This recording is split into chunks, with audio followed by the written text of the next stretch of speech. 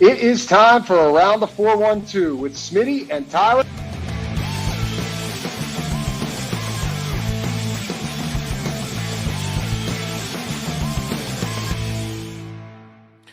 Welcome back to another episode of Around the 412. I am Tyler. With me, as always, is my co-host Smitty. Be sure to follow us on all of our social medias at Around the 412. And if you're not watching the show over there already, go subscribe to our YouTube channel. Hit a notification bell so you never miss a video that we upload.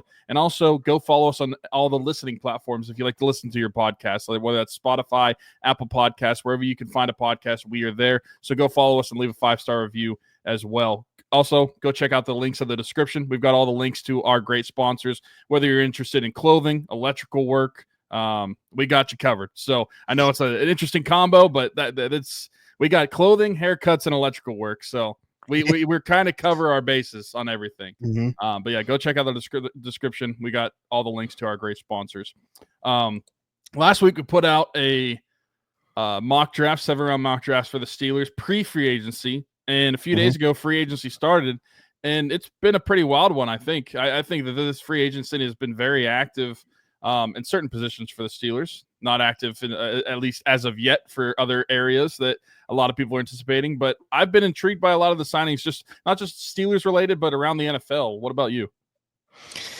Yeah, I mean, I think when you looked at like the high-profile names that were traded, released, we had a feeling this was going to be like a pretty because the free agent class as a whole, if you look at it, not a great one. I mean, similarly to the draft class, honestly. But there were like certain positions, like this corner group, very good in free agency this year. Wide receiver was so interesting because there's like a lot of high profile names, but they were all like older dudes or injured, coming off an injury, or both. So like, pick your poison. So with that being said, the Steelers decide to not go the free agent route to get that playmaker that we've been looking for so long. They make a trade, and a massive one at that, sending a second-round pick to the Seattle Seahawks for wide receiver DK Metcalf, and immediately turning around and giving him a 5-year, $150 million contract. We'll see the way that that's structured out. Actually haven't even officially announced the move, even though at the day of recording this, the new league year has started, so they could really at any moment now announce that move is official. But I mean, that's the big one to talk about, obviously, DK Metcalf coming in. Massive move. I think that people's first reaction is going to be, at least for me, maybe this is like, I shouldn't look at it this way. Maybe I should just be happy about the idea of him playing next to George Pickens because we've been looking for this guy for so long. But my immediate thought was, well, there goes George. Not necessarily right now. I think that ideally for the Steelers, they'll be able to use him as their own rental this year throughout 2025. But I think this, to me, officially has not only put to bed, but it's also tucked it in pretty snug, the idea of George Pickens getting an extension in Pittsburgh. I got to agree with you. And, I immediately, everybody and all the memes that were happening about the potential of George Pickens and DK Metcalf, like fighting each other or fighting each other with compliments, and then fighting fans, fighting referees, fighting the other team. And there was part of me that thought, like, are people that certain that George is going to be here? Like, I hear what you're saying. Like, the Steelers probably would be best benefit from using him as their own rental and then getting him in 2025, and then that's it, and cleaning their hands from him beyond that. But like, are we that certain that is going to be the case? Now, I'm not saying this because of anything that I know, but I'm just thinking in my head, like maybe the Steelers would want to try to recoup a pick that they used to get DK Metcalf. And so George Pickens could be used in that similar style to try to do that before the draft. We talked about whether they'd move on from George Pickens before the draft prior to this trade happening, but we also didn't know who in free agency that they were going to sign, if it was going to affect George Pickens' future with a contract at all. Well, trading for DK Metcalf and then giving him this gigantic contract is obviously going to affect that. I agree with you 100%. I think that pretty much closes the door past 2025 for George Pickens' future with the Steelers. But I wonder, like, is there still a little opening for him to be traded prior to the draft or prior to this season? Because I felt like everybody was just saying it was a foregone conclusion that they would be playing together in 2025. And I still feel like there's a potential that the Steelers could move on from him. So he got over the first bump, I would say, in the road in terms of creating some conversation there, which was the beginning of free agency. Like if they would have gone out 5 minutes into free agency and signed Chris Godwin, Darius Slayton, somebody like that, I think that this would have been a louder conversation. Oh boy, does that mean that George Pickens is on the move right now? Getting past that, I would say that, like I said, I don't think the Steelers intend to move him right now. I think that on George's own accord, it's going to have to get ugly for them to do so. I think in their world, their ideal world, he plays out this year and gets his money somewhere else. Again, they're able to use him as like their own rental and get the best out of him. Like what he could have his best year easily in Pittsburgh this year. Well, despite obviously I talked about who's going to be throwing the ball, but when you look at who's opposite of him, he hasn't had that guy. Like teams are going to have to decide who they want to double cover, who they're going to bracket, the way that they're going to guard these guys.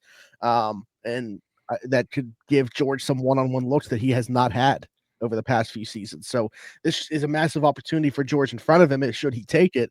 But I can also see a path where he, is seeing another receiver come in here, get this extension, realizes he's not going to be a guy that gets an extension here, and makes it ugly this summer. I don't think it happens in the spring. I think you're talking about, how does training camp go? Does he go like the Brandin I this off season?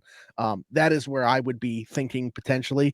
But like, that's why I said to the Steelers get out in front of this and trade him before the draft, because you, like you mentioned, you obviously traded a second round pick in 2025 now. So that mock draft we just did, throw it out the window. We don't have a second round pick. But do they want to recoup like a third or something in a George Pickens trade to maybe offset that cost a little bit? Obviously, if you wait until after the draft, you're not going to be able to do that. So I honestly, at least for the time being, I'm not saying I've closed the door on it entirely, but they would have had to have added somebody in free agency here early on for me to think that that's much of a conversation. Now, there's still guys in free agency, and actually a name just got added today that we could talk about. In the past, we talked about Cooper Kupp. Cooper Kupp now officially on the market. He was released. And if you kind of like the Steelers seem to kind of, and Alan wrote an article about this. Honestly, I'm not saying this is for sure what's going on, but if you look at what they're doing, if they go the Aaron Rodgers route at quarterback, if they sign Cooper Kupp, these are guys that are released. Darius Slay was released from Philly, so he doesn't count against the comp formula. This team could be due to get like the max 4 comp picks with the way that things are trending right now. When you look at the players that have offset with the players that they've lost compared to the players that they've brought in that even count against the formula. So Cooper Kupp would also be going that route. And if it is Aaron Rodgers that they bring in to play quarterback, it's a great fit. I mean, Aaron Rodgers, we know what he likes to do. Quick game, a lot of 5 wide. Cooper Kupp, even though we brought in DK Metcalf, he still doesn't have that like quick out, quick winner at the line of scrimmage that Cooper Kupp would be. That's just like a chain mover. You got your big play threats, obviously, in DK Metcalf and George Pickens. But a guy like Cooper Kupp, I think, is necessary for an Aaron Rodgers offense. And when I look at it right now, that's not there unless you're just like projecting that Roman Wilson becomes that. Yeah, and I think that's a good point. I think that Cooper Kupp would be a smart ad, considering that he is released now. I never wanted the Steelers to trade for him whenever that conversation was going on, and I think both of us vocalized that on this show a few weeks ago or a month ago, whenever that was. But now that he's actually released and you don't have really any penalty from signing him, I would be all for it. And I think that if they do intend to keep George and you do have Cooper Kupp as your wide receiver 3, I think that's really good, especially when you compare it to a year like you had last year with the wide receiver room you had last year. Being able to replace that with the additions of Cooper Kupp and DK Metcalf would be awesome. Now, obviously, like you mentioned, and we're going to talk about it, like who's going to be throwing these guys to the ball. But even still, no matter who's throwing them the ball, if you are adding guys like that to your room, I think that would be huge for the Steelers in 2025. And I think that, like you mentioned, if you're not messing with the comp picks and since you're signing guys that have been released, I think that would make a ton of sense for the Steelers. And since the Steelers have like given up value to get DK Metcalf, that could be a way that they recoup some of that for the future and keeping some of those comp picks around and signing guys that are beneficial to that.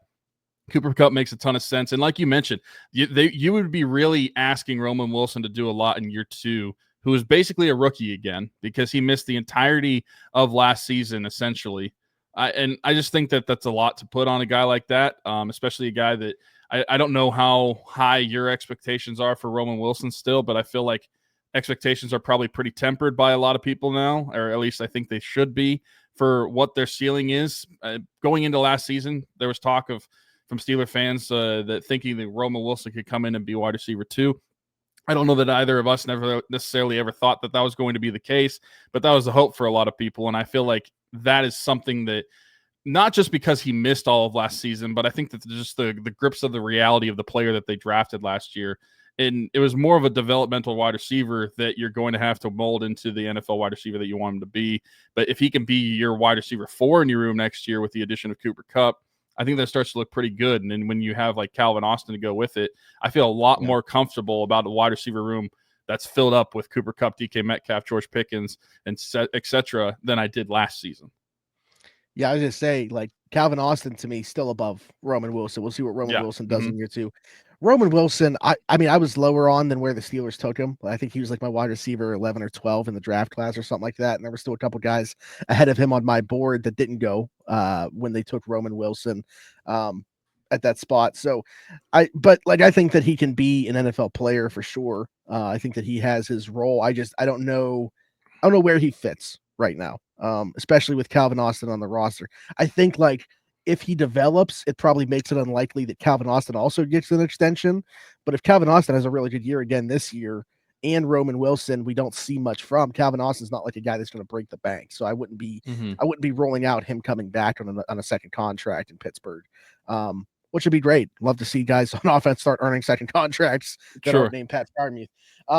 But let's talk about, we mentioned some of those contracts offsetting and stuff like that in the comp pick formula. Let's talk about why the Steelers are doing so well in that department right now with the departures that have taken place.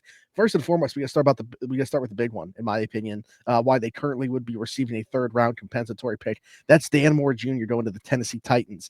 I expected something to look like this payday, maybe a little bit more. I mean, I thought he would be like in the 18-ish, like $15 to $18 million range. I thought that was kind of the cap. What did he get? Like over 20.5 million per season, something in that area, like 4 years, 82 million. Absolutely ridiculous. From the Tennessee Titans. So I was wrong with the team. New England was the team that everybody had been talking about going back to the combine. That was like a popular landing spot. And then especially like once Baltimore decided to bring back Ronnie Stanley, Jalen Moore and Dan Moore Jr. were set up to do very well for themselves on the free agent market. Jalen Moore got like 2 years, 30 million, so 15 per, but he only just played like 300 snaps. Like, it's pretty crazy that he got that type of bag. And then Dan Moore Jr., I mean, you're paying for the consistency, right? I mean, great story for him. I mean, happy for Dan. By all accounts, great dude. You know, Pat was texting me about how happy he was to see Dan get the bag. Like, just not talked about enough in terms of how good of a dude he was. And we talked about, I remember, you know, when we drafted Broderick and Troy in back-to-back years, both of them said, like, that was the first guy to reach out to them was Dan Moore Jr., even though knowing that his job was the one that they were coming for.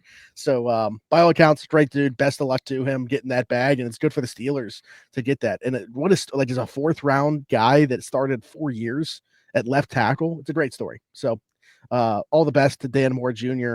I would not want my team to be giving him that type of contract. But that doesn't mean I'm not happy for him being on the other side of it. So best of luck to Dan Moore Jr. with the Tennessee Titans. Najee Harris getting 1 year. And if you look at the structure of that contract, I am very surprised that that's all he got in free agency, especially when you look at the running back free agent market. Like, he can earn up to $9.5 million, but like base salary somewhere around 5, I think, like that. Like, he's not guaranteed to make much more than that. I was a little surprised just because, and Aaron Jones didn't even actually hit the market. He signed with Minnesota the day before free agency started. So I was like, man, who's Najee competing with on the free agent market? I guess a lot of teams were thinking what we were, that like, it's such a good draft class, let's invest there. I just thought there was going to be some team that valued the durability, the fact that this dude doesn't fumble, and just like the vet. Like, obviously with a rookie class, there's a little bit of a concern there, and it's more of an unknown. You know what Najee Harris is a player, and I thought somebody would overvalue that. But he just gets 1 year from the Chargers, up to $9.5 million, but certainly not guaranteed to make that. I thought it was between the Chargers and Raiders. Lands with the Chargers.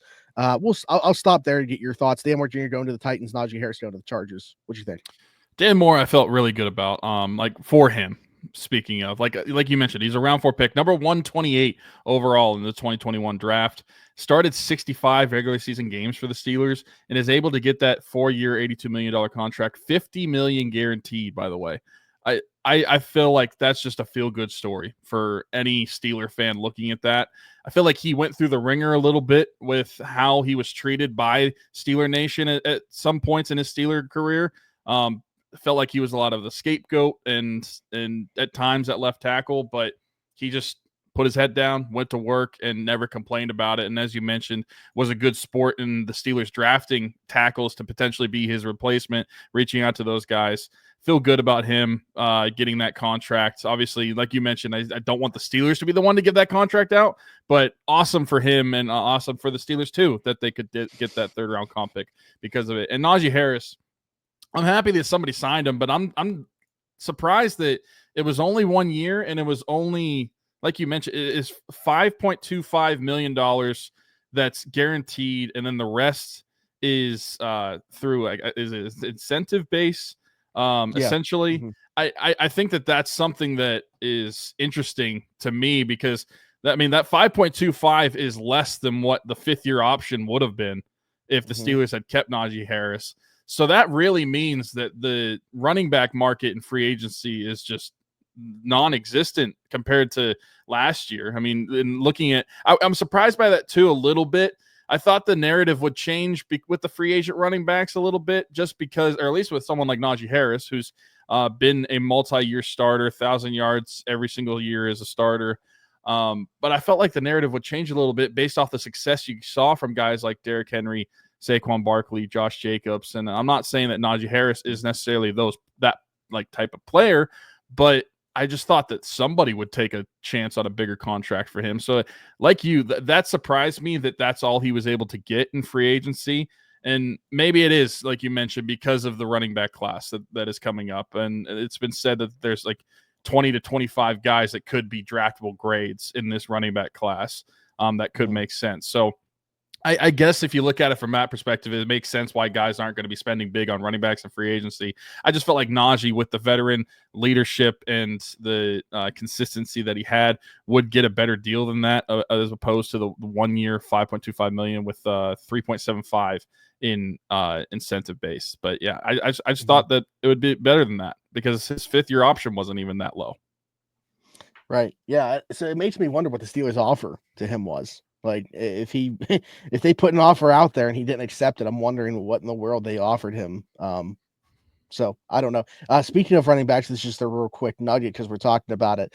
They had a running back in for a top 30 today, DJ Giddens, who they also met with at the combine. So like we like to keep track of those boxes that get checked with guys because we know the Steelers, they kind of like forecast where they're going. Like they show levels of interest. If they're going to take you, you've probably checked at least a couple boxes along the way there. There's 2 already for Giddens. We'll see if they make their way out to his pro day. I can't wait to put out my running back rankings because I know that mine are going to be very different from a lot of people. All I'll say is Giddens is in my top 5 backs in this class. I would absolutely love if the Steelers took him. I think he's one of the best fits. Well, I think he would definitely be a huge compliment to what you'd be getting in this year without Najee Harris. I think that change of pace back is what you'd be getting out of DJ Giddens. He had the fastest 40 time at the combine. Out of the running backs, oh no, Byshal Tootin did, but I just think that he would do really well. He's also, I mean, he's bigger than Warren and Gainwell. They're only 5'8" and 5'9", so like, you know, Giddens being between 6'1" and 6'2", I think that they need somebody that's a little bit bigger, but also certainly doesn't lack the speed there either. I think like I said, I think he's one of the best fits for what Arthur Smith likes to do. So keep an eye on that one. Going through more here, Donte Jackson also leaving for free agency, also went to the LA Chargers. He had 2 years though, $13 million. See how it's structured. I would imagine that like very cuttable after year 1, or at least I would hope so. If I'm a Chargers fan. So yeah, I appreciate the ball production that he had, and I think he'd still be a useful player if you play a lot of like heavy zone. But I don't think that was the direction that the Steelers wanted to go clearly. So best of luck to Donte going to LA as well. I wanted to save this one for James Daniels going to Miami. 3 years, $24 million. basically the same contract that he signed when he came to the Steelers in free agency. And I get it because he's obviously coming off the torn Achilles and a bit of a question there. Love the fit in Mike McDaniel's offense with the Dolphins. So I think that that's perfect for him, assuming that he can come back and be, the same type of player that he has been. Is there any I'm missing besides the one that I want to talk about last? Or was that it? Amongst I don't think so. Okay. Well, and then the one that hurts. Okay, yeah, I was gonna say this is the one I'm thinking of. But I guess that leading into that, if that's what you're saying, I know who you're talking about. Yeah, but you know what? We haven't played an ad yet, and we got to play an ad. So this player, we're losing him. Elandon Roberts, hate to see him go. Game changer. What's going on, everybody? Smitty from around the 412, and I just want to take a quick second to give a shout out to our folks at Game Changers. Their logo on the screen right now, right above my microphone. Over 2,000 different designs in their catalog. Luxury heavyweight material. I am wearing one of their shirts right now. Best vintage t-shirts in the game. Head over to gamechanger.la or pick6.la to pick up some shirts. And guess what? Use code AT412. Save yourself $10 on your order every single time. Again, gamechanger.la or pick6.la. Best vintage t-shirts in the game. Check them out. Elandon Roberts signs a 1-year, $3 million deal with the Raiders. I'm stunned. And I think he is too. I really think that he thought he was going to finish out his career in Pittsburgh. I thought he should have finished out his career in Pittsburgh. Thought he was a perfect complement to what was already in that linebacker room. Even with, Cole Holcomb coming back and then redoing his deal and stuff like that. Yeah, this one's tough to swallow just because, I typically, even if I don't agree with a lot of things the organization does, I can typically, understand what the vision is with what they're trying to do. This one, I just don't understand from any angle. I know that he's getting a little bit up there, but 1 year, $3 million, perfectly fine to come back on. Fits the culture, obviously sets the culture, in my opinion. And still really good at doing his job. I understand that they're looking for in Malik Harrison a guy that can kind of do two things at once, right? They're hoping he can take Elandon Roberts' job on defense and Tyler Medikavich's job on special teams, and they're looking for one player to fill both those shoes. And I get that, but I think that it pays to have specialized players as well, guys that are just really good at doing one thing. And Elandon Roberts is really good at doing one thing, and I think that they're going to miss him. In all avenues, in every aspect. I think that they just had a massive loss within the organization, and I don't think it really can be overstated. Yeah, I think back to when he was on Steelers Afternoon Drive last year. That was one of my favorite episodes that you guys have ever had. I just thought he was so well spoken about the game, and I loved the energy that he had and how passionate he was about football. And he just really felt like he gave off that classic Steelers vibe when you think about a Steelers player. And like you, I thought he was going to be finishing his career in Pittsburgh. It seemed like a no-brainer to bring Elandon Roberts back. And both of us agreed to that. He was one of the only people that we said in our mock free agents, or not mock free agency, but mock off season, that we would bring back from last year's Steelers that are free agents this year. Makes no sense to me why, especially at the contract that he got, why the Steelers were not at least matching at or even paying a little more than that. And I understand that they brought in Malik Harrison. I don't know, if you were the Steelers, are you looking at Malik Harrison as a Elandon Roberts replacement? I would love to know the explanation from the front office about the decision-making in that. And are they really just hoping that Cole Holcomb has a big comeback and you're replacing the run stuffing with Malik Harrison? Or what is their game plan in the middle of the defense next year is what I would want to ask Omar Khan and company, because I just feel like Elandon Roberts was such an easy sign, not just because of the player and the production that you get, but the man that you're getting in that locker room too, and the vocal leader of that defense. I just think that they're going to be missing that a lot this year, and it doesn't make sense to me. I think that is kind of Malik Harrison much better against the run than he is in pass coverage, though he's not as good as Elandon Roberts is against the run. Yeah, like I said, I think that they were looking for a way, if they were bringing Cole Holcomb back, knowing that they were probably going to have one more body there, they wanted to have another linebacker that could play special teams. And Malik Harrison is, I'll give this to him, certainly good at special teams. And this is a way to, replace Elandon Roberts in their mind. Defensively, but also replace Tyler Medikevich from a special teams perspective. So like 2 birds, 1 stone in their mind. But like $5 million a season, lot to pay for just a special teamer if that's what he is. How much time did we spend on a podcast a couple weeks ago talking about how they have too many guys that are just special teams? Like they pay too much for special teams, basically. And they have too many guys that are only special teamers that don't contribute defensively. I wouldn't be surprised if Malik Harrison doesn't play well enough defensively where we end up having that same conversation about him, where he's like just a special teams player. And I think you have room for like 1 guy on a roster like that, and the Steelers have Miles Killebrew. So I don't know. I don't see the vision with this one. Like, I don't want to sit here and like, maybe this is another deal where it's like Malik Harrison's getting like $3 million. Maybe it's matching Elandon Roberts in year 1, and it's like $7 million in year 2, but it's not guaranteed. So like maybe he doesn't even see most of this $10 million. But on the surface, I have a hard time getting on board with this one. Yeah, it's tough. A couple other departures that I just thought of from the Steelers. Van Jefferson going to the Tennessee Titans for $2.5 million 1 year. Also, Larry Ogunjobi signed a contract with the Buffalo Bills 1 year, $8.3 million. Yeah.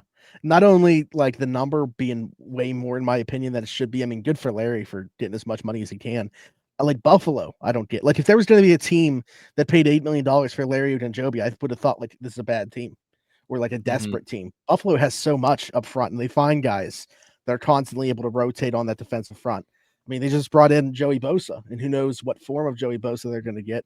And not saying they play the same position, but just to speak to how many resources they've been able to add to that front 7 and constantly find production. I don't get the Larry Ogunjobi edition. I don't think he's going to start for them. So they just paid $8.3 million for a backup defensive tackle. So whatever. I mean, hey, only 8's guaranteed. So they could save 300,000. There you go. Van going to Tennessee. I mean, great for Van. You know, earning another gig, was put in a tough spot last year with the Steelers.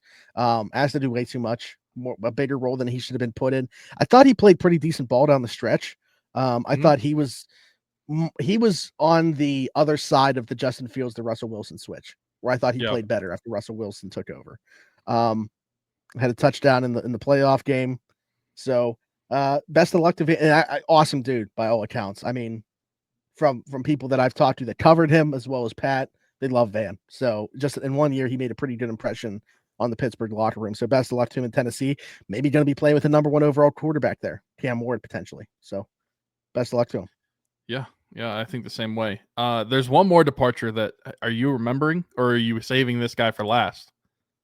No, Elandon was supposed to be last, so anybody else I forgot about. And Van took place today, so I'm not surprised. Well, we were going to talk about the quarterback position, but we're going to talk about quarterback position on free agency because we missed out on Justin Fields. And you were credited for the contract talk in a tweet, and you still forgot about it. Well, you know what's funny is I've literally I have avoided. Even when I put out the names that the Steelers were interested in free agency, I didn't even have any quarterbacks on that list. Like, I have just forgotten about quarterback the entire step of the way, basically. You know what I thought you were going to say? I thought you were going to say, you know, I literally just like get so much clout on Twitter that it was no big deal that he tagged me. I just forgot about it. Yeah. So yeah, Warren Sharp put out the contract details, but credited me for doing so because I was actually the first one to put them out there. But it was cool that Warren gave me credit, so appreciated that. Well, I love how before you talk about it, I love how people in the replies will still say this guy just reads it and then reposts it, and it's like where's he reading it that you can't read it? That's the question. That's what I said. I mean, tell me where I would have possibly gotten the information from prior, if that was the case. But anyways, Justin Fields was the guy that we wanted to bring back collectively. Both of us wanted to be the quarterback for 2025. I think a lot of people have probably gone too extreme in terms of like losing a guy like Justin Fields. Like, I don't think this is some like catastrophe. I mean, Justin Fields. It's like It's like, and don't get me wrong, it sucks that they lost Justin Fields and that he's not going to be their quarterback and they have to decide between 2 old geezers. But I mean, they're not losing Prime Ben. Like this is not the same thing. Yeah, I think, and I get it because of what you just said there with the other options. I think that it's much more about them than it is Justin himself. Like anybody that's suddenly expecting Justin to take a massive step forward, I think is fooling themselves. And I'll be quite honest, like Justin's a Ohio State guy. I love Justin. I hope that it works out for him in New York. I think it's going to flop massively. Tanner Engstrand, who's their offensive coordinator coming over from Detroit, obviously learned under Ben Johnson. It's going to be a similar offense that he's running there. A lot of like quick timing stuff, a lot of anticipation throws over the middle. What in the world about that screams Justin Fields is going to succeed? Like, so I understand why Justin wanted New York. No idea why the Jets coveted Justin Fields in this way, in the way that they coveted him. So let's go to the numbers. I don't know if I shared this with you, but the Steelers actually made 4 different contract offers to Justin Fields. Okay. Before he hit free agency. That 4th one met what he wanted contractually, was $30 million over 2 years, $20 million of that guaranteed. So he would have gotten $20 million in year 1, $10 million in year 2, but they could have moved on depending on what happened in year 1. But $20 million in year 1 was what he wanted. That's, bridge quarterback pay, basically. Yeah. So that sufficed. Like that met what he was looking for. But as I had mentioned to you the entire time, we knew he wanted to test free agency. I don't know what offer the Steelers could have put in front of him that would have made him not test, but it certainly wasn't even just meeting what he was asking for. Like they would have probably had to go above and beyond and well overpay. The Jets offer 2 years for $40 million, $30 million guaranteed. So I don't know the way that they're structuring that, but getting $30 million guaranteed as opposed to 20, getting $40 million in total as opposed to 30, optically, it looks better if you look at that from a quarterback contract standpoint. Mm-hmm. So, I mean, good for Justin, but the Steelers weren't going there. I think that was their final offer. I was actually sitting there on Sunday night confident that it was going to get done. After they traded for DK Metcalf, they called Justin immediately to offer him that contract. Like that is how it went down. So I was under the impression that they were calling him because they wanted him to be the quarterback for DK Metcalf. And I don't know, maybe DK thought that was going to be the case too. I don't know what was going on in DK Metcalf's mind, or, how comfortable he was with the situation, being like, yeah, I mean, either way, you're handing me 5 years, $150 million. You don't got to tell me who the quarterback is right now. I don't care. So I don't know the way that contract, that situation went down. I just know Justin Fields was the first call they made after trading for DK Metcalf. So they wanted him. That's something that I didn't think about before. Is like, you got to imagine that was in the conversation with DK Metcalf. Like even pre-trade, like who's throwing the football? Yeah. Did you see my joke tweet that I put out about that? Yeah. with Tomlin. Yeah. Yeah. There's some other outlets that were taking that, shaking my head. But anyways, the conversation surrounding it though has been a little bit overboard in my opinion. Like I would have preferred Justin to be the quarterback in 2025. But like the fact he's not, I don't think is some like catastrophe by the organization, like some failure by them to do business. I just think that they valued him at a number. They actually they had a number that Justin was comfortable with. It's just the Jets were willing to go above and beyond. The number got beat. That is what it is. Yeah, desperate teams do desperate things, and in my opinion, the Jets made a bad move with this contract. So, but like we said with Dan Moore, like good for Justin getting that money. Yeah. Like that's more than we were wanting to get. And I'll be honest, and this is this is a little like we're never gonna know how it would have played out. So there's some, you got to use your mind a little bit, and you can agree or disagree with this, but I feel like he was only able to get this contract because of not playing. Like if he plays out the entire season, I don't think it would have continued to go as well as it had in that sample size. Yeah. So I think it almost benefited him the way that the season went because it left it unknown as opposed to it not going well. And the unknown is always going to be better. Yeah, true. I mean, you talked about Justin Fields unknown like a month ago, how that there's still that little bit about him that you just need to see actually play out on the field. And I mean, that's a good point too. Like you think about the schedule that Russell Wilson was handed as opposed to what Justin Fields was playing with in the beginning of the season. Like as much as we like to or want to say bad about Russell Wilson, like he definitely had the worst schedule to go against. I mean, thinking about that stretch to end the season, that 5-game stretch where obviously the 5-game losing streak there's a ton of blame to go around for what happened. Mm-hmm. And we could talk about Russell Wilson all we want, and we have, so we're not going to, but Justin Fields didn't have to play that. He didn't have to play that schedule. And I got to imagine that against some of those defenses, against Kansas City, against Philly, like you're telling me that Justin's going to look the same that he did playing against like the Chargers or against Indianapolis? Like, I don't think so. Yeah. I mean, he was playing well, but then you look at like the performances he started to have. Vegas, I know that they blew them out, but it wasn't necessarily due to his performance. The Cowboys game, he was awful. I like as a passer, obviously just wasn't taking the steps forward. I gave him credit. I think I give him credit for not turning the football over. But like as a passer, I just don't think he was elevating the passing game. And then you saw it work out with Russ for quite a bit. So to me, Justin as a passer wasn't making the cut. Smitty from around the 412 here. And while I may not have much hair, the hair that I do have will not be cut by anybody besides Keek at Keek's Barbershop. My friend Christian Circle, been with us since day one. Keek's Barbershop, located 401 Burkitch Way, Suite 2 in Beaver, PA. Download the app, The Cut. Book an appointment with Christian today, or you can do walk-in with Tony or Ashley. But again, Keek's Barbershop, 401 Burkitch Way, Suite 2 in Beaver, PA. Go check them out. Old school vibe in there. Absolutely love it. Cannot recommend them enough. Wouldn't go anywhere else. Maybe I'll see you there. I want to talk about the other additions that were made to the team, and then we got to come back to talk about Russell Wilson and Aaron Rodgers. Other additions, another notable one, and we were talking about this, like, would this be our first route to go? Not necessarily. Still played good ball in 2024, but 34-year-old Darius Slay is the corner route that they decide to go. He's 34? I did not know he was 34. I thought he was like 31, 32. Yeah, he doesn't play, didn't play like he's 30. He was still a top 10 to 15 corner last year. So as long as he doesn't fall off, he still plays at that same level in 2025. This is a great move. 1 year, $10 million, fully guaranteed. Could very well be his last year in the NFL, and we'll see if it is. It'd be pretty cool to say this was the last stop that he made along the way. It seems like this is like something that's almost happened like 3 times now, and it finally officially does. And I love Darius Slay, like one of my favorite non-Steelers of all time, now becoming a Steeler. So I'm very excited about this move. Hopefully he doesn't randomly fall off a cliff here in the last year of his career, but very excited about him coming over. Yeah, 34 years old. That's crazy to think about, but his corners typically like 30 is where you start to have concern about it.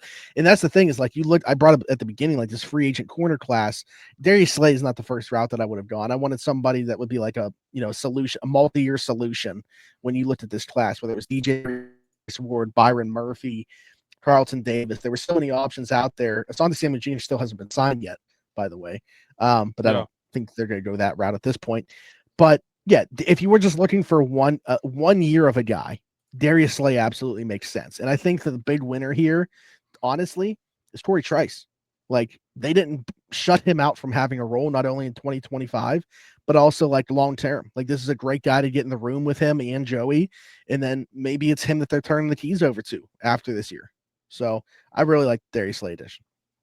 Do you think that Darius Slay and Darnell Washington are going to have some sort of like makeup a little bit? I would put their lockers next to each other. Like, there's got to be some conversation that has to be had soon, right? Like, if those of you don't remember, just Google Darnell Washington, Darius Slay, and see the blocking that happened, and then the little scrum that ensued afterwards. But no, yeah. I think this is a good move. Like you mentioned, it's just not the name that I thought was going to happen. Like, I don't I would have had him like 6th or 7th. Yeah. Like we had guys, like our guy was Asante Samuel Jr. Travarius Ward was another one. But like I think that is someone that didn't really cross my mind, but it's just like more of it's like a pleasantly surprising signing. Like, it just wasn't something that I saw happening, but I still think that for what it's a good signing. And like you mentioned with Corey Trice, that's a good point too. That's something that I didn't really think about, is that doesn't really, you're not signing someone to a multi-year deal, a younger guy that's going to take away a future for him. This is somebody that's leadership that could teach him some things and is only going to be here for 1 year. So you don't know, Corey Trice could be a starter a year after that if things improve for him too. Coming over from that same team, that same Philly squad, Kenny Gainwell, who was one of the names I threw out there. I think the only one that was on that list that I was told to keep an eye on that they've signed to this point. Third down back, going to be able to help out in the return game. To be honest with you, I would like if this spells the end for Cordero Patterson, one and done with the Steelers, because if not, then I question about investing in a back in the draft. And I think that's, you got to, like, with this being the draft class. And like Gainwell, like I said, can help out on special teams. He can be their kick returner. So you don't have to ask Jalen to do that. And you don't need to keep Cordell Patterson around to do that. So Gainwell, and again, like probably had his best game of the season against the Steelers. So we know that that's like something they always keep an eye on. If you do well against the Steelers in the future, if you become available, they're probably going to have their eye on you. Kenny Gainwell, another guy that fits that mold. Imagine they only did their free agent signings based off how they played against their own team. They don't want to watch another team's film, so they only watch their own. But no, I think that's a good signing. I think that checks boxes for something you just mentioned and something that you brought up a few weeks ago, where you want to look for somebody that could be replacing Cordell Patterson, that somebody that could contribute in the return game. This checks that box. I have a hard time envisioning that Cordell Patterson is going to be back this year. I don't think that a running back room of Jalen Moore and Kenneth Gainwell and Cordell Patterson would leave a lot to be desired. Like, to me, that's basically like replacing your wide receiver room with your running back room. And so I feel like that's why I say would be a good ad. Like this could be a good move. Like, because right now, if there's not another one made to the running back room and this is what they move forward with, and I hate it. Like, if you're adding Kenny Gainwell to the RB2 and you're keeping Cordell Patterson around, but with the assumption that this is to replace Cordell Patterson and not like Najee Harris, I guess, in this circumstance, then I don't like it. So assuming there's another move coming, I'm good with it. If there's not, I like Kenny Gainwell in a vacuum, but not for the role they'd put him in. I agree. And then I think the last one to talk about, Brandin Echols. Yeah, Brandin Echols. We already mentioned Malik Harrison when we were talking about Elandon Roberts. Right. Yeah. Because I was like, am I missing one? But it was because we were, Brandin Echols coming over from the Jets. Funny enough, he also has kind of a Steelers connection, just because the first touchdown pass that Russell Wilson threw this year against the Jets was to George Pickens on Brandin Echols.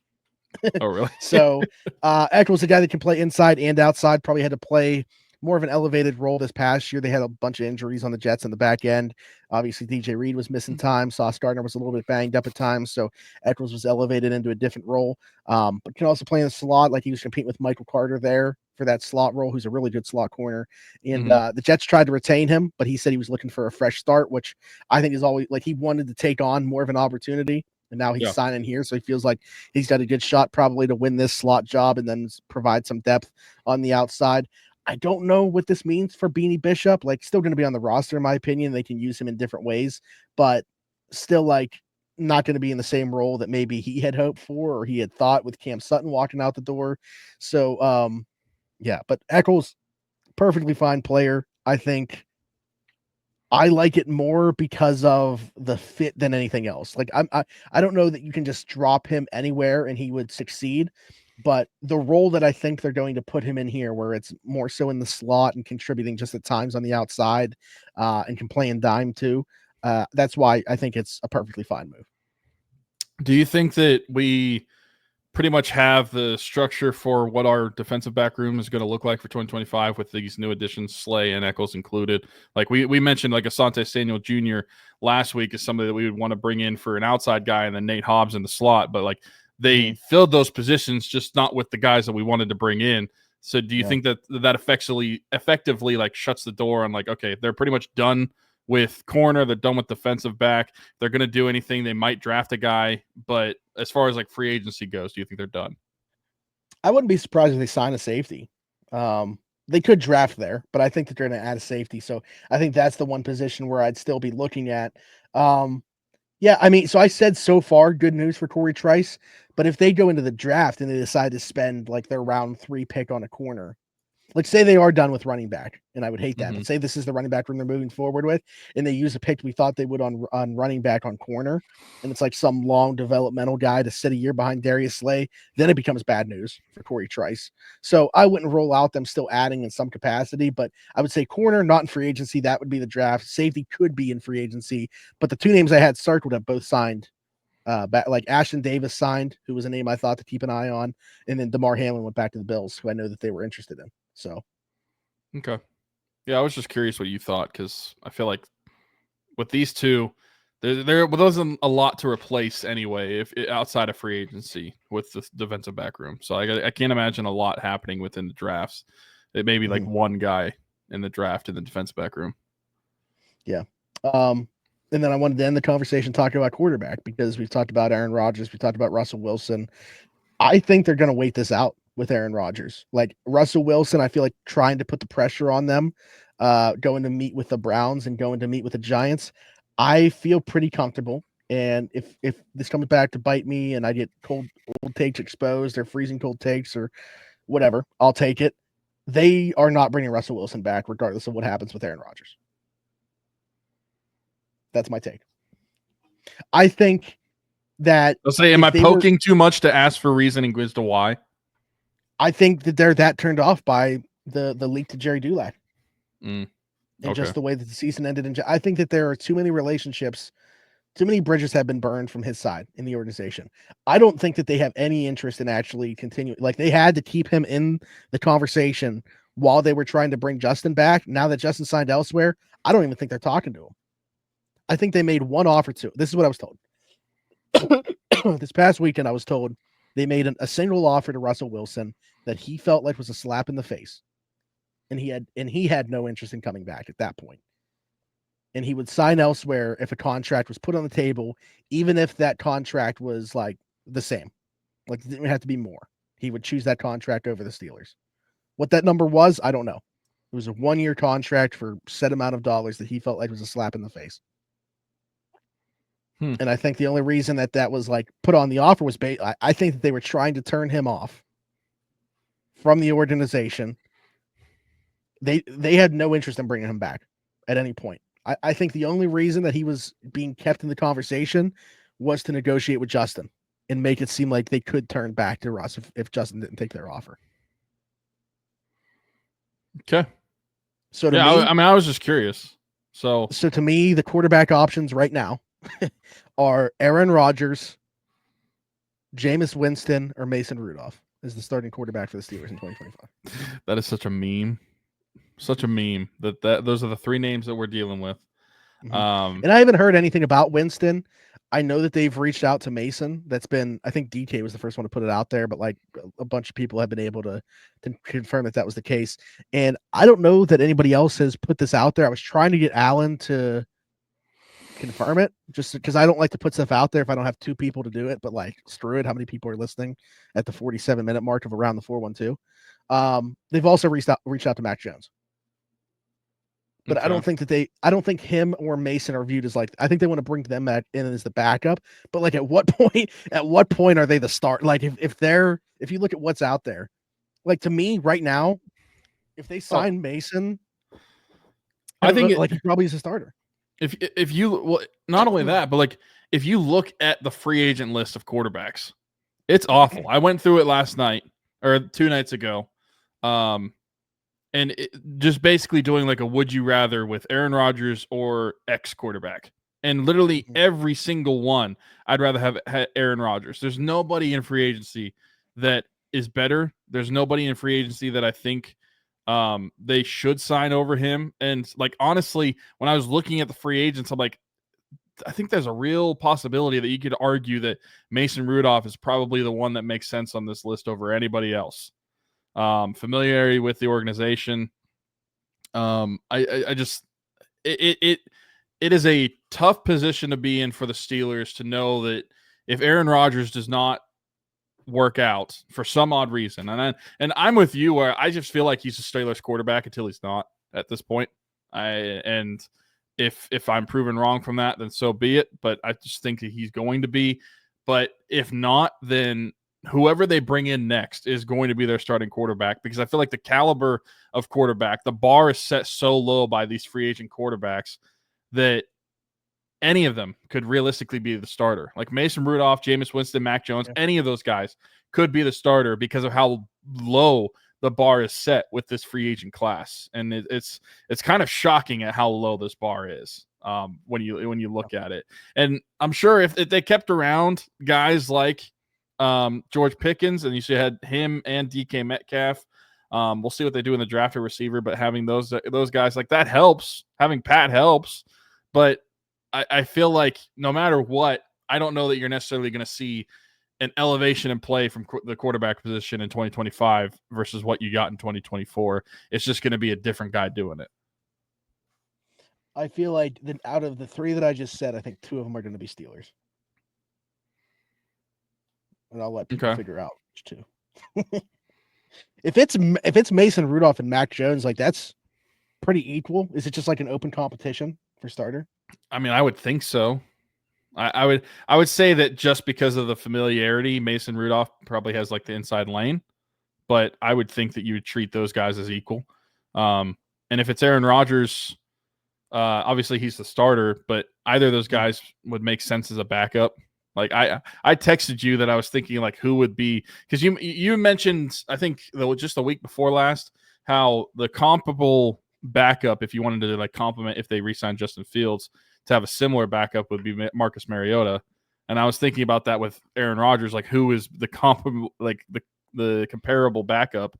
And I immediately thought to Mason Rudolph, and then you said Mac Jones. I'm like, oh wait, you're right. Like that probably is even more comparable. But yeah, it's the options are limited at this point. Expectations should be low. I'm just thinking it's Aaron Rodgers until it's not. Yeah. Yep. I mean, he's apparently like weighing his options still, and the Vikings are kind of. It depends on what you want to believe with the Vikings. Like Deanna Rossini put out that the Vikings are still kind of like interested, but Ian Rappaport, every time that he reports on it, is just saying he's deciding between the Steelers and Giants. Like he's not including the Vikings. Why would the Vikings be interested in Aaron Rodgers? I thought they were all in on JJ McCarthy. Yeah, I mean, he had to have a follow-up procedure done in November, and I think there might be some concern about what the early portion looks like. But like, so if you're Aaron, I could understand the allure because of the weapons if you knew that you're going to play the entire year. But like JJ's going to play. Like as soon as he can get on the field, they're going to turn the keys over. So whether that's at the beginning of the year, week 4, week 8, I don't know when, but JJ McCarthy's going to be the starting quarterback of that team. Yeah, I don't understand unless he's just obsessed with the idea of following the Brett Favre route. I guess that is a good point. Jets and Minnesota. He had to make a stop in Atlanta at some point, even if it's just a one-day contract. Yeah, well, it'd be. Yeah, you're right. I guess it's not truly the Brett Favre path, but at least of the stops that people actually think about when it comes to Brett Favre. Yeah. But yeah, that's all I got. Unless you got anything else to discuss. No, not really. Just ending it on the quarterback position. It's gonna be Aaron Rodgers unless it's not. Which it is so shocking to me that if you just like fast or rewinded this podcast back 5 years and told 2020 Tyler and Smitty that we're going to be talking about Russell Wilson, that we don't want to sign him, and Aaron Rodgers, the possibility of him being the Steelers quarterback. Yeah, and I don't even like really want that, but like and don't really want, but like that's like probably the best option.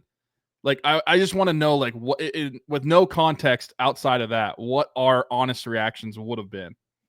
It would have been think about for I guess it's only Pat now. Yeah. Think about for Pat, who would have been catching passes from Ben Roethlisberger in 21. Russell Wilson last year and potentially Aaron Rodgers this year. Like 3 Hall of Famers, but unfortunately all at the back end of their play of them. Yeah. So it's going to be crazy for him to say, assuming it's Aaron, assuming he catches at least 1 touchdown this year, he'll have caught a touchdown from 3 different Hall of Famers. Yeah, that's actually wild to think about. Mm-hmm. Yeah. So we'll see how it plays out. I'm still with the mindset that's going to be Aaron at some point. Don't know when it's going to happen. I don't think the Steelers care. Like, I think they're willing to wait this out because like a lot of people think that they're going to turn to Russell Wilson if they don't get Aaron. I'm of the mindset that that's not happening. So they're just willing to wait this out with Aaron. If it's not Aaron, anybody else is basically the same. They're going to turn the keys to Jackson Dart in round 1. Oh, brother. I mean, that's a whole different. Just kidding. I'm just kidding. For anybody that's still listening at this point in the show, doubt there's many of you. I don't want that. Nobody should want that. Let me throw out an interesting scenario that somebody, and I don't think that he would be. I'm curious to see whether he would even get into striking distance. They like Shedeur. A lot of people have Shedeur sliding. The guys at the NFL Stock Exchange podcast, Trevor Sikkema and Connor Rogers, even had him sliding all the way to 21 to the Steelers. They can't bank on that happening, him falling to 21, and I don't think he would. But if he got in striking distance and they don't land Aaron Rodgers, I think it's possible. Here's what I'll say about that. And I'll keep it short. It would be probably a lot of bad in 2025 if that happens and he's your starter, but it'd be interesting, more than likely. Well, so more so than 2025, I would be upset because to me they're forcing the issue, and then you're pretty much guaranteeing you're not taking a quarterback in 26. Like you're going to give Shador a couple years probably. Yeah. Whether or not he shows those flashes. So that's what I would be concerned about. With somebody else, whether it's Rodgers, like you assume it's only for 1 year. With Shador, you're probably kicking the can down the road at the position if it doesn't work out.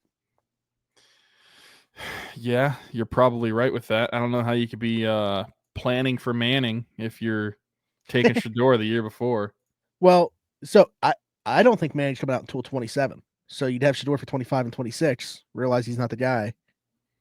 But 26 class intrigues me quite a bit, to be honest. I think there's probably 6 or 7 guys that are right now of interest to me.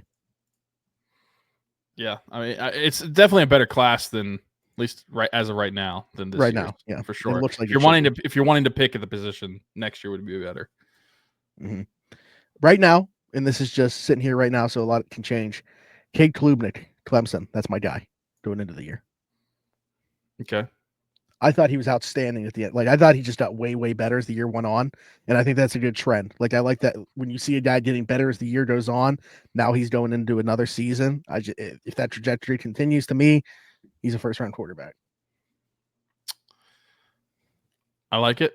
You know, I talked about this guy last college football season, but I don't know, was it his bowl game or the playoff that he grew on me?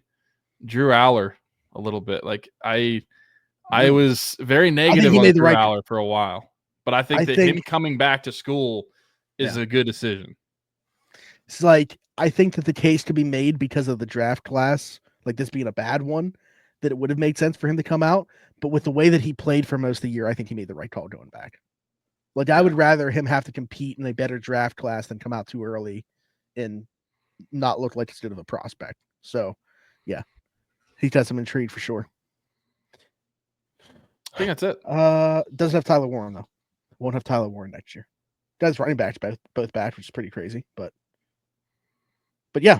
All right. Be sure to like, subscribe, hit that notification bell, hit us in the comments with your thoughts on anything that we talked about today, a question for a future episode, all that good stuff as we work through the off season here. Be sure to check out the description, whether you are watching right here on YouTube or listening to one of the platforms, Google Podcasts, Spotify, Apple Podcasts, wherever you're listening. Be sure to leave us a 5-star review, subscribe over there, and yeah, check out the description. Like I said, all of our sponsors are in there, including Game Changers, which I talked about before. Save yourself $10 when you use the code AT412 at checkout. Everything custom designs. Our friend Haley Wagner's small business. Get some of our merch. Get some of your own customized merch. Obviously, whether it's holiday season or not, whatever you want, put on a t-shirt, hoodie, long sleeve, tumbler, bunch of different stuff that you can get. And then above Tyler right now, Marcelo Electric, our friend. I was about to say AKA before I even said his name. Brandin Marcelo. By the way. Okay, yeah, you were pointing. This is all scuffed right now in terms of. We're sorry, Boots. Marcelo Electric. Tyler. Pop quiz. What areas does he service? I believe Allegheny, Butler, Lawrence, and Beaver. There it is. Beaver County. The one that I forgot about somehow. Whether you're a residential or commercial, we can help you out over there. Check out the link in the description, his Facebook page, phone number right there, email right there. Get in touch with him and hit him up. And that's it. Follow us everywhere at around the 412 on all your social medias. And again, be sure to like, subscribe, and most importantly, hit that notification bell because you won't miss when we upload an episode. Random times when we might upload a different clip. Or, of course, this is Steelers episode, so I should definitely mention 6 weeks from the time that you guys are watching and listening to this, the day that goes out, we will be having our NFL draft special. Tyler, myself, some of our friends join us as well for sure. Night 1 of the draft, we'll see how night 2 goes, but for sure, night 1 of the NFL draft, we will be here with some prizes. And let me know in the comments what you guys think. Would you rather have less prizes, but like more expensive stuff, say a set of Steelers tickets, or a lot of prizes, but at a lower price. Let me know what you guys think about that in the comments. But for Tyler, for Smitty, this has been the Around the 412 Steelers show. We'll see you next time. Bye-bye.